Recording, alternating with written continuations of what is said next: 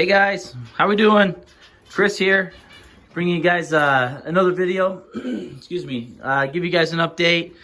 Today, this video, we're gonna focus on the shaft tails. I've had a lot of comments in several of the past videos on the shaft tails, and I haven't really given a whole lot of updates on them. So I have an original pair that I got, and then when I went on vacation, I was able to get two more shaft tails from a place in California. And then it was supposed to be a pair, but all of the shaft tails that they had were really young. I mean, some of them still even had some black on their beaks. And the two that I got, I think I got two females.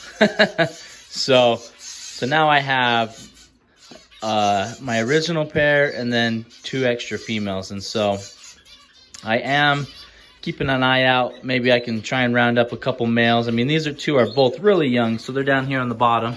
These are the two females. I'm actually getting ready to send them out into the aviary. So we had a little storm come this weekend that the temperatures dropped. It got a little cold, so I thought I'd wait till it heats up a little bit more, and then I'll probably put them out. And so a couple ways to tell the gender or the sex on shaft tails, because they are really difficult to tell. And the males, they do sing a song, but it's very quiet, mellow, and short, and so it can easily be missed. We'll have to, one of these mornings, do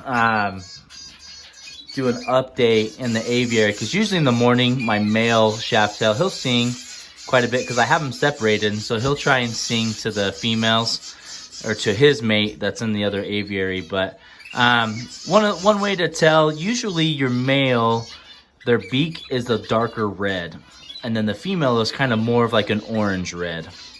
And so I would probably liken maybe trying to see a lot of the zebra finches. The males, never mind. I'm looking at my zebra finch beaks. I was hoping to maybe give you guys a comparison, but their beaks are lighter orange. So the male shaft tails, their beaks are darker orange, or darker red. And then also the bib that you can see underneath their chin is a little bit wider. It kind of goes to more of a point down on their breast, and it's a little bit broader and wider. And then the females is a little bit more slim and slender. It's kind of more of a line, not so much, it doesn't so much come out to like a bib on their chest. And so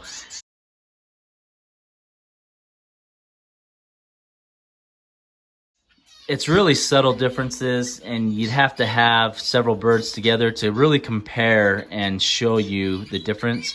It's hard when you only have two birds maybe, or only one, to tell whether it's a male or female. It's easier when you have a couple to kind of cross-reference and compare with each other. If you can kind of see when they flip around, can't see too well, but their bibs underneath are pretty slender. Their beaks are a lighter orange. They are pretty young still, so maybe they'll, when they get a little bit older, if I have a male to come out, but I haven't heard any singing at all from these two. So no singing, so which makes me believe it is a female. My male shaft tail, he does sing, and it's just kind of like a little warble, and he bobs his head up and down, and it's really short, maybe like 3 seconds long or something like that. Nothing too distinguishable, but they do have that song, so that is one way to tell. Trying to see if we can see my male. I did just give him food, so I was hoping that maybe he'd be in here eating. So there he is in the very back corner right there, eating the lettuce. So I know you can't tell super well here on the camera, but his beak is a dark red. And then if he turns towards us, you can kind of see his bib kind of comes to a broad point, or it gets fatter there at the bottom. Let's see if we can, of course he's hiding right there behind the water dish.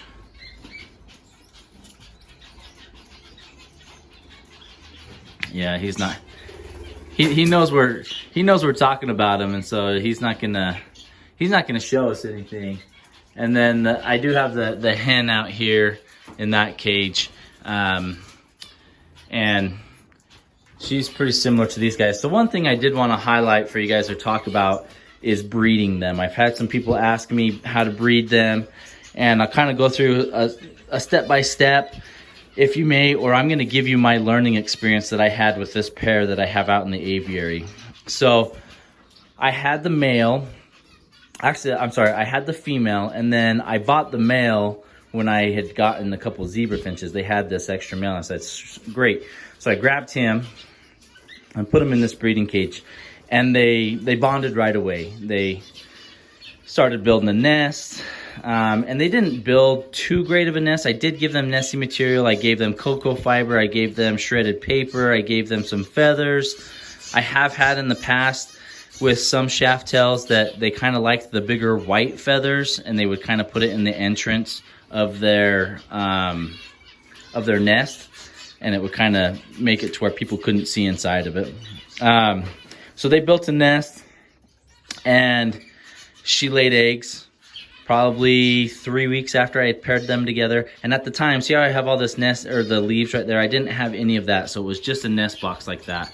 So they laid eggs, which was fairly quick, and my biggest problem is every time I came into the cage, she would jump out of the nest super fast. And usually even before I could open up the door to my shed, she was out. I'd fill the eggs and they were warm, but I never saw her in the nest. And then a couple times my lights turned off in here and she didn't make it back in the nest, and so the eggs didn't get incubated overnight and obviously ended up dying. So I said, okay, so they're jumping out of the nest. They don't feel super safe, so I'm gonna try and provide them a little bit more protection, make them feel safe and secure so that they don't jump out of the nest so much. So I took out the eggs out of the nest, and then I put a bunch of this fake leaves all around their nest. And it's a little bit different now from when I kind of had wrapped it up and stuffed it in between the two cages so they couldn't see the birds over there. And, you know, it was pretty well covered. Within about 2 weeks, she had laid more eggs, and she sat really tight. Even when I would come in and I would feed their cage, most of the time she'd stay in her nest. And so that was really good. But then I was really nervous. I was like, I don't know if I should check the eggs or candle them, because I didn't want her to abandon the nest or jump off. And I didn't time it out right. Usually once I see them sitting, I'll put kind of in my calendar on like day 12 and 13 is when I'll start feeding them egg food. And then once the chicks hatch, they have egg food in their cage. I didn't do that. And so the chicks hatched, and they actually hatched 4 chicks, and she tossed all of them because I hadn't given them egg food. So she tossed all of them. It was too late. I wasn't able to get any of them, and all the babies died. And so I was like, crap. So that's one thing to take note in like shaft tails and Goldian finches, a lot of you waxbill finches, they toss their babies either because of, one, they feel like they're in danger, which I hadn't checked their nest, so I know that they didn't feel in danger, or 2, they don't feel like they have enough resources or food to feed their babies and keep them alive.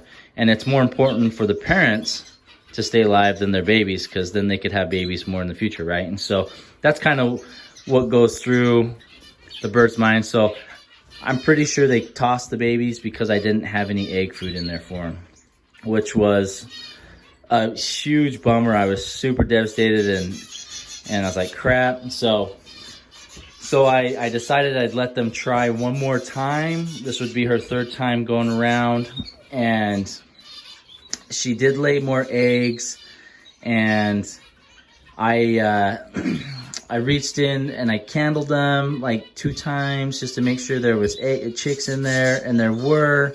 But then she kind of, after about a week and a half of sitting, she kind of lost interest and didn't really sit on the eggs anymore, and they didn't hatch out. So I had like 4 fertile eggs in there that hadn't hatched out, and I didn't have any society finches set up. And at the time, all of my zebra finches already had babies in the nest, and so I didn't really have a chance of letting them foster them out. And so I kind of said, you know what, we tried, it didn't work out, and so that's why I put the pair out in the big aviary to give my female a rest. She was looking pretty beat up after laying so many eggs. And, you know, I was like, well, we'll try it next time. So just a couple pointers and tips, you know, make sure your birds feel safe, especially shaft tails, especially for wax bills.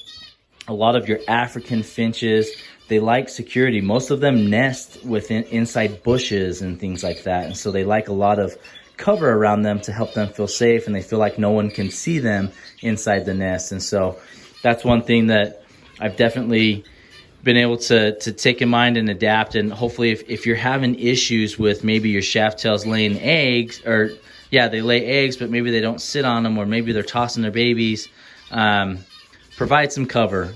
Go buy some fake plants, wrap it around their nest box and the top and the side of their cage so that they feel safe, so that they feel like they can sit in their nest box and no one can see them. And then also make sure you're giving them egg food. I don't feed live food, and I've raised lots of shaft tails just on egg food. Shaft tails are pretty proliferous if you can get those pairs right. It's just getting that established pair, which I think is probably the most difficult thing. So get your pair set up. Make sure you're giving them some egg food. I usually don't give them egg food like the first week of them sitting on the eggs. They don't really need it. They don't really eat it. And then about 4 to 5 days before the eggs start to hatch out is when I'll start giving them egg food. And I do the same thing with the canaries. So make sure you're giving them egg food every day, first thing in the morning. And you should have pretty good success rate that way. A lot of your wax bills, a lot of your African finches do need live food. That is one of the reasons why I don't breed or have any wax bills in my bird room right now, is because I don't feed live food. And that's just a personal preference. I just haven't really gotten into it. I have raised like fire finches. I have been able to get some gold breasts to fledge some chicks with freeze-dried bloodworms. Those have been really nice, and same with my fire finches. So if anybody wants any advice on that, I'd be happy to do a video on them. I don't have any right now, but I have had them in the past, and I have had success getting babies to the perch. So yeah, so that's where we're at with the shaft tails. You know, I think I got 2 females here, so I'm gonna let them out in the aviary with my other hen. I'm gonna make sure I band them first so I know which ones are which, because they all look identical. They don't have any bands yet, so I'll get a band on them before I throw them out there. And I'm gonna keep an eye out for some male shaft tails, and I hope that come next breeding season when I want to set them up, I'm hoping to have 2 or 3 pairs that we can get going, and maybe kind of be like the Goldien finches and the zebras and the canaries, and I can show you guys multiple pairs, and each pair I'm sure will be different, and I'm sure I'll have to adapt their nest a little bit different on each pair and stuff like that. So hopefully that helps you guys out. I would just say 3 things. Make sure you have a true pair, make sure you provide privacy, and make sure you provide egg food. And for your shaft tails, that should be enough to get them to hatch out babies for you and raise them for you. And so if you guys got any questions or any other issues that you have with your shaft tails, drop some comments below. I'd be happy to respond to you guys and help you out. Thanks for watching.